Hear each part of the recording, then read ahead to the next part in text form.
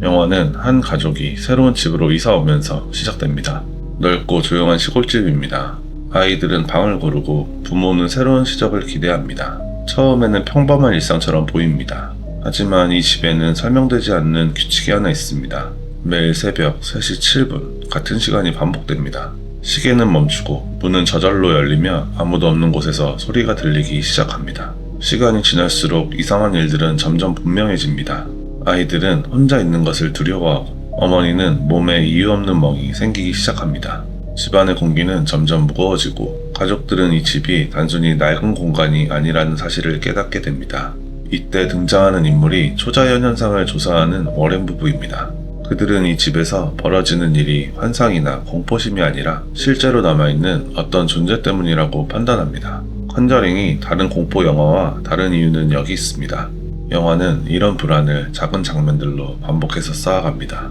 문이 천천히 열리는 소리, 아무도 없는 방에서 들리는 박수 소리.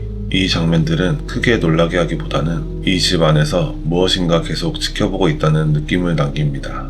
이 영화는 귀신을 보여주는 영화가 아니라 공간이 사람을 어떻게 무너뜨리는지를 보여줍니다. 시간이 흐르면서 존재의 목적이 드러납니다.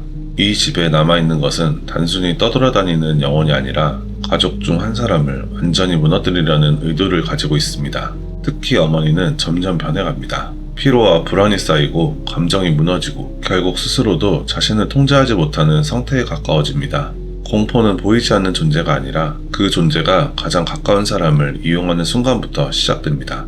워렌 부부는 이 현상을 멈추기 위해 집의 과거를 조사합니다. 그리고 이 땅에서 과거에 벌어졌던 사건들이 현재까지 이어지고 있다는 사실을 알게 됩니다. 컨저링은 여기서 공포의 방향을 바꿉니다. 사랑하는 사람이 더 이상 안전한 존재가 아닐 수도 있다는 공포입니다. 영화의 후반부는 화려한 장면보다 선택의 순간에 집중합니다. 도망칠 것인지 아니면 끝까지 버틸 것인지. 워렌 부부는 이 가족을 구하기 위해 가장 위험한 방식의 의식을 선택합니다. 그리고 그 과정에서 공포는 소리나 장면이 아니라 숨이 막히는 긴장으로 이어집니다. 컨저링은 마지막까지 과장된 설명을 하지 않습니다. 모든 일이 완전히 해결되었다고 말하지도 않습니다. 그래서 이 영화는 끝난 이후에도 기억이 오래 남습니다. 무서운 장면보다 조용했던 순간들이 더 기억에 남기 때문입니다. 이 영화를 보고 나면 공포의 형태가 조금 다르게 느껴집니다. 무서운 것은 보이는 존재가 아니라 익숙한 공간이 더 이상 안전하지 않다고 느껴지는 순간이라는 것을 알게 됩니다. 그래서 영화가 끝났음에도 우리의 일상 속에서 조용히 다시 떠오르게 됩니다.